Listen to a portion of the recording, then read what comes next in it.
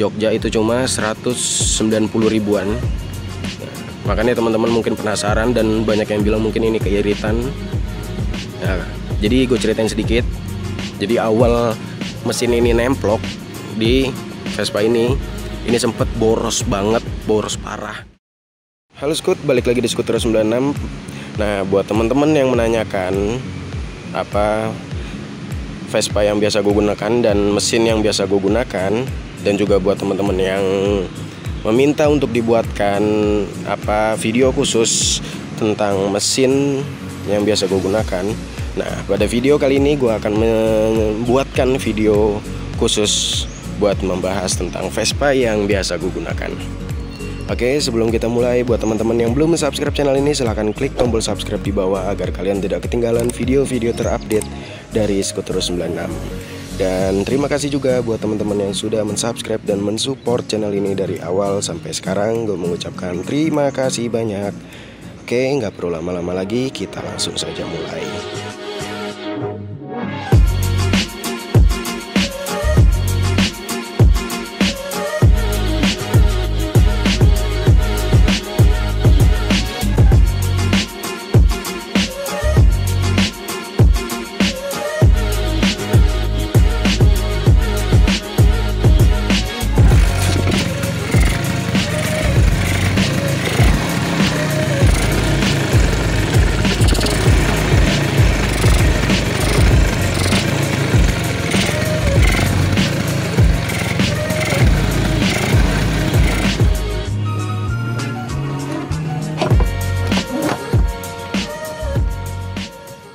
Oke Skut, jadi di sini adalah Vespa PS tahun 1982. Nah, atau Vespa ini biasa disebut Vespa PS TV atau PS kotak. Nah, dimana ini belum ada kunci kontaknya, hanya ada kunci stang. Nah, dan juga Vespa ini belum menggunakan lampu sen. Nah, dan juga Vespa ini masih menggunakan box atau bagasi samping. Nah, di sininya tempat untuk naruh ban serep.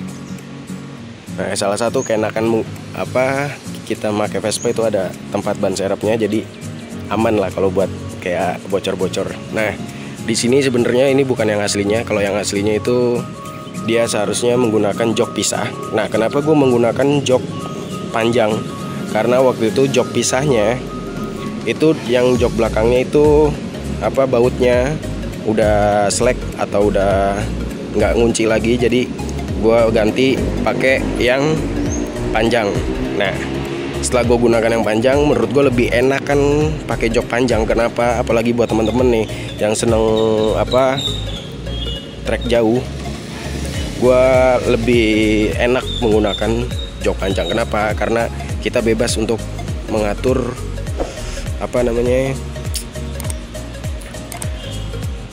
posisi duduk.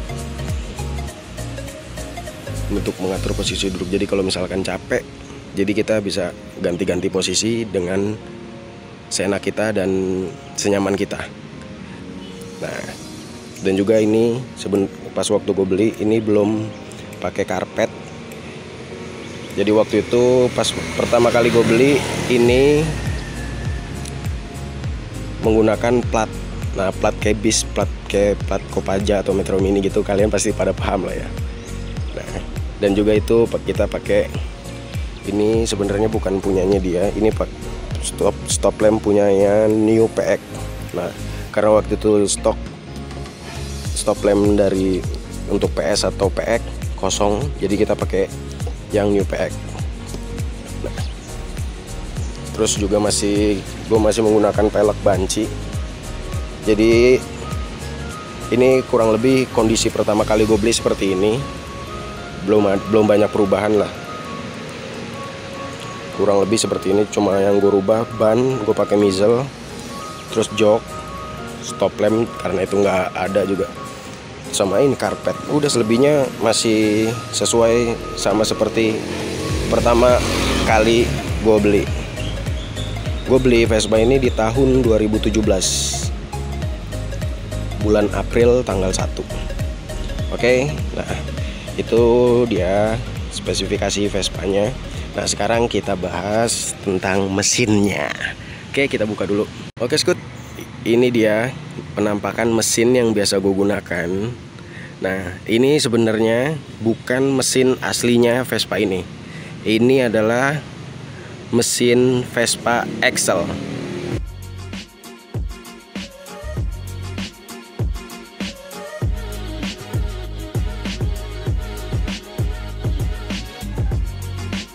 Ini juga udah menggunakan karbu Jepangan. Nah, karbu Jepangan ini tipe PE28. Ini juga masih menggunakan selang bensin, masih yang lama, cuma ditambahin dikit. Jadi keran bensin juga masih aktif. Nah, kita bahas dulu yang dari yang kelihatan ya. Nah, di sini juga kita pakai intake atau manifold susun. Nah, intake atau manifold susun. Nah, ini di dalamnya pakai membran Ereking. Terus coil. Ini coil sebenarnya kita awalnya tuh menggunakan coil Ereking. Nah, cuma karena berhubung coil Erekingnya sudah lemah, sementara kita menggunakan coil dari dan motor. Nah, kalau untuk coil dari Ereking, kalau kita gunain, kita taruh di sini. Nah, karena kabel coil dari Ereking itu lebih pendek, jadi kita taruh di sini. Oke, nah ini CDI, kita pakai CDI TIG original, ini awet banget. Terus apa lagi? Oh iya, ini pengapian kipas atau pengapian set. Ini kipas, terus napur dalamnya itu masih punya Excel. Nah ini udah CDI. Terus apa lagi? Oh ya, rasio ini bukan rasio Excel, tapi udah diganti pakai rasio Strada, Vespa Strada. Jadi makanya kalau teman-teman perhatiin di video-video gue pasti tarikannya tuh agak lama. Cuma ketika udah tarikan atas itu kayak nambah terus. Nah, dikolaborasiin sama karbu Jepangan, jadi kayak napasnya itu kayak nggak habis-habis. Terus oh ya ini apa namanya, buat teman-teman yang nanya, ini sepannya udah digedein apa belum nih? Sepannya masih original, masih ukuran standar, maksudnya belum di porting, cuma dijebol doang, belum di porting. Jadi dudukan yang lama itu cuma dijebol, diganti pakai dudukan, pakai intake ini. Jadi belum dilebarin atau belum digedein. Jadi makanya salah satu faktor kenapa ini irit. Nah itu salah satunya. Terus kita bahas dari blok mesinnya. Ini blok mesin masih blok mesin standar, maksudnya blok mesin punya Excel, cuma udah di quarter dan di porting sedikit, nggak banyak-banyak, cuma sedikit. Jadi makanya nggak terlalu boros. Seher kita pakai seher Ereking yang ukuran 125, dan juga stang sehernya kita pakai stang seher dari RXZ. Oke. Nah, knalpot kita pakai knalpot PX. Nah ini udah lama banget jadi karatan. Nah kalau punya PX ini sebenarnya lebih enak tuh pakai punyanya Excel, dimana lehernya dia agak gede.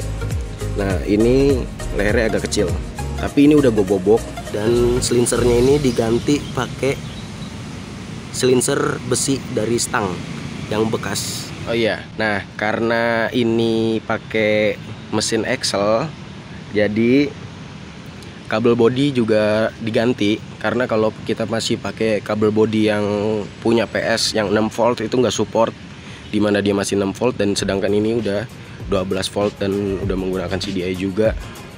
Nah jadi diganti pakai kabel bodi PX set kabel body pack, dan juga stop ininya pakai punya Excel. Dan juga ada satu lagi yang belum ini. Nah, ini tanpa aki ya. Nah, jadi kalau tanpa aki kita harus ada regulator biar pengapiannya terbantu. Oke, kurang lebih seperti ini sih. Jadi buat temen-temen yang sering nanya tuh dan penasaran kenapa Vespa ini bisa irit, jadi itu salah satunya. Speknya gue udah pernah bilang juga, ini nggak terlalu racing banget, dimana blok juga masih cuma di quarter dan di porting sedikit, dan juga ukurannya nggak terlalu besar. Terus juga ini walaupun pakai karbu PE, udah pakai karbu Jepangan, tapi isepan juga masih isepan standar, belum digedein. Terus salah satu faktor iritnya tadi kayak yang tadi udah gue bilang, dan yang salah satunya lagi dari karbu PE. Kalau karbu PE ini lebih irit dibandingkan karbu PWK. Nah, buat teman-teman yang pengen tahu lebih jelasnya lagi, silakan tonton video gue bahas tentang karbu Jepangan dan juga perbandingan dari karbu PE dan PWK di video-video sebelumnya. Nanti kalian bisa lihat atau klik link di atas ini. Nah, itu salah satu kenapa faktor mesin ini irit gitu. Kayak ke Jakarta Jogja, Jakarta ke Semarang, terus Semarang via Salatiga, Boyolali, terus ke Jogja itu cuma 190 ribuan. Nah, makanya teman-teman mungkin penasaran dan banyak yang bilang mungkin ini keiritan. Nah, jadi gue ceritain sedikit. Jadi awal mesin ini nemplok di Vespa ini sempet boros banget, boros parah. Dan itu juga kebetulan touring juga ke Jogja. Cuma ini lewat jalur tengah dari Jakarta, Cirebon masuk ke jalur tengah, Purwokerto terus ke Dieng, Temanggung, Purworejo, baru ke Jogja. Itu habis sekitar 280 ribuan. Sedangkan teman gue yang menggunakan Vespa standar itu cuma 190-an. Nah, karena keborosan, dan ini keborosannya bukan karena menurut gue boros gitu, tapi emang boros. Jadi Vespanya tuh nggak lari, kayak cuma ngegerang doang. Kalau boros tapi Vespanya lari nggak apa-apa, nggak masalah. Nah, karena ini Vespanya boros doang, keborosan, bukan boros tapi keborosan. Jadi disetting ulang lagi sama Mas Farid. Itu disetting ulang lagi di karbunya doang, dan alhamdulillahnya dapat settingan yang pas. Nah, ketika dapat settingan yang pas dan kebetulan ada kesempatan juga touring lagi ke kota yang sama, Jogja juga. Jakarta, Semarang, Jogja, terus tujuan akhir Gunung Kidul. Itu habis sekitar 190-an. Itu hampir sama atau ya kurang lebih sama lah, sama kayak mesin standar. Nah, jadi buat teman-teman kalau yang pengen irit, saran gue sih jangan dilihat dari iritnya, tapi disesuaikan lagi sama spek mesinnya. Jadi percuma kan kalau irit, karena kalau keiritan juga berbahaya. Daripada kalian pengen irit budget, tapi malah nanti efeknya kalian harus mengeluarkan biaya lebih untuk bongkar mesin. Jadi saran gue ya disesuaikan lagi mesinnya. Nah, kalau yang udah telanjur, di mesinnya dirombak. Nah, kalau buat teman-teman yang belum mesinnya masih standar dan pengen atau punya rencana buat mengupgrade mesinnya, saran gue disesuaikan dulu sama kebutuhan lo dan keinginan lo. Keinginan lo kayak apa? Lo pengen main racing atau pengen touring? Nah, itu dua hal yang berbeda menurut gue dasarnya. Karena kalau atau lo pengen harian dimana lo bisa kemana-mana tanpa masalah gitu, kayak lo kerja, kuliah atau apapun itu, terus lo pengen jalan-jalan juga nggak masalah ya harian. Nah, lo sesuaikan lagi gitu. Nah, kalau misalkan lo touring, ya lo sesuaikan gitu, dimana touring ini kan bukan yang utama tuh bukan kecepatan tapi keamanan, kenyamanan, dan salah satunya ya keiritan. Karena kalau lo boros juga, aduh, gerah juga kan. Nah, berbeda kan sama racing.